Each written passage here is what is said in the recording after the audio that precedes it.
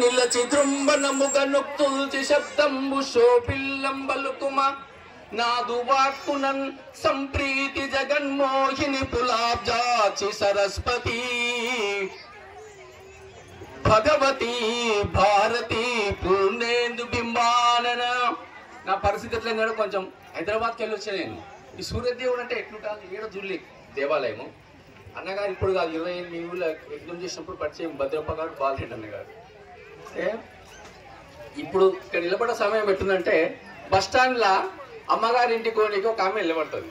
నిలబడి ఈరోజు బస్సు రాకుంటే బాగుండు అనుకుంటారు. తల్లిగారింటికి అత్తగారింటికి పోయేటప్పుడు నిజమా కాదా, మా భార్య వచ్చి ఆమె కూడా అంటుంది, బస్ స్టాండ్ నిలబడి ఈరోజు బస్సు రాకుంటే బాగుండు, మా అమ్మ సీతపంత కోసం తక్కువ తినిపోతా అనుకుంటారు. అదే అత్తగారింటికి పోవాలనుకుంటే ఇలా బస్సు రాకుంటే బాగుండు, ఇలా మా అమ్మగారింటి కానీ ఉందని అత్తగారింటికి పోయేటప్పుడు అనుకుంటారు. ఏమనుకోద్దమ్మా, అదే అమ్మగారింటికి పోయేటప్పుడు ఇలా బస్సు వినా మనపోయి 5 నిమిషాలు లేట్ అయ్యారా, విన్నా మనపోయి ఇంకా రాకపోయి మా అమ్మ ఎదురు చూస్తుంది ఏమనుకుంటారు అంటున్నా లేదా. అట్లా నేను మా అమ్మగారింటికి వచ్చినట్టుంది నాకు సంతోషం. ఎందుకంటే ఇంతమంది ఇక్కడ కూర్చున్నాము. సూర్య భగవానికి జై, అమ్మగారు అనాలి. సూర్య భగవానికి, సూర్య భగవానికి. నిర్వాహకులందరికీ నమస్కరిస్తూ ఈ వేదిక పైన ఆహ్వానిస్తున్నటువంటి బాలరెడ్డి గారికి, నిర్వాహకులు అందరికీ పేర పేరున అమ్మగారికి మీకంత నమస్కారాలు. 10 నిమిషాలు అన్నాడు, 10 నిమిషాల లోపల నేను ముగిస్తాను. ఎందుకంటే వంట మీద ఉంటుంది మనసు మనది. వండిగా దాకా నాకు ఎప్పుడు పెడతారు తినాలని వచ్చి అసలే భోజనానికి వచ్చింది నిజంగా చెప్పాలంటే.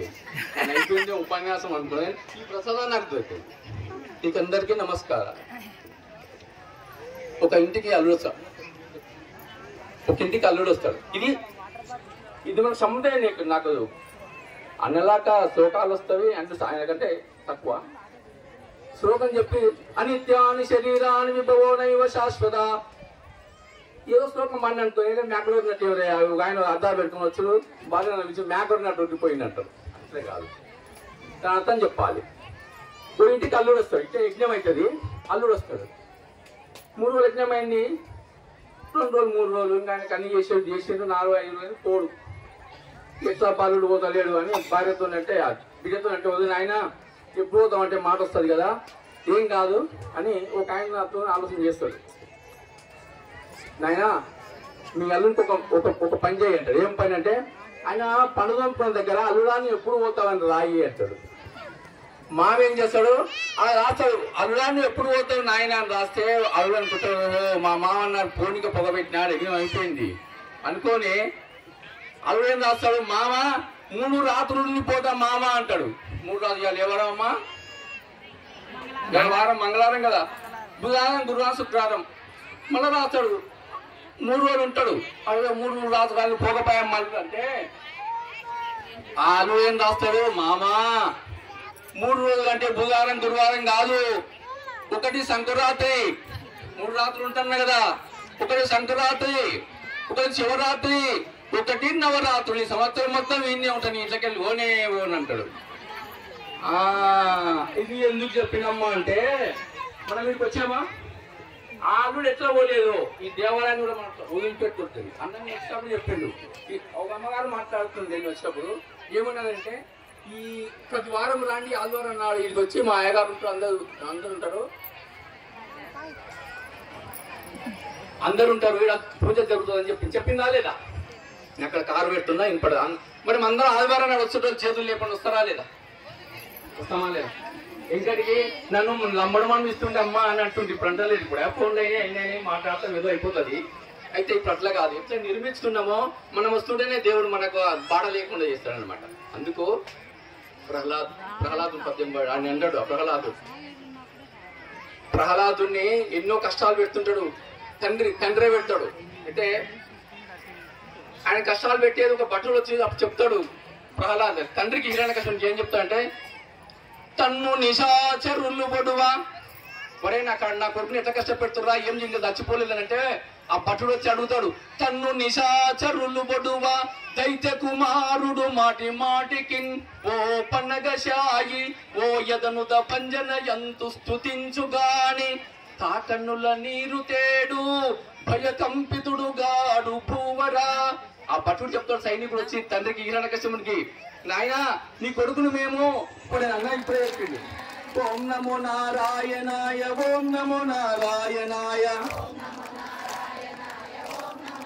మన భజన ఎట్లుందంటే అప్ప చచ్చిపోతే ఎట్లుంది ఏమనుకోకు అమ్మరు, తల్లి చచ్చిపోతే ఎట్లా ఏడుస్తామో తల్లికి ఏమన్నా అయితే, అమెరికా తల్లి చూస్తే అయితే ఇండియాలో ఏడుస్తాం, అందుకు అమ్మకి ఏమన్నా అయితే ఎట్లా ఏడుస్తాం అట్లా. ఓం నమో నారాయణాయ ఓం నమో నారాయణాయ ఓం నమో నారాయణాయ ఓం నమో నారాయణాయ ఓం నమో నారాయణాయ ఓం నమో నారాయణాయ ఓం నమో నారాయణాయ ఓం నమో నారాయణాయ. ఆయన నారాయణ పట్టుకున్నాడు కాబట్టి మనం రోజు ఎన్ని మాటలు మాట్లాడతాం, ఎన్నో మాట్లాడతాం, ఎవరెవరి కోసమో మాట్లాడతాం. ఈ సెల్లు ఈ దయ్యం జేబులు ఎప్పుడు కూర్చున్నాలో పెళ్ళాల కూడా మర్చిపోయినాం, మేమైతే తల్లలో మర్చిపోయినాం, తల్లలో మర్చిపోయినాం. అయితే రోజు ఎన్నిసార్లు మాట్లాడితే మీ నెలకి 200-300 కట్టాలి. మనం మాట్లాడిన దానికి ఏమైనా కడుతున్నామా ఎవరికన్నా చెప్పండి, నాకు తెలియక చెప్తున్నామా. నోరు ఎందుకు ఇచ్చి అన్న చెప్పిండు, నోరు నవ్వంగ హరికీర్తి నుడువడేని.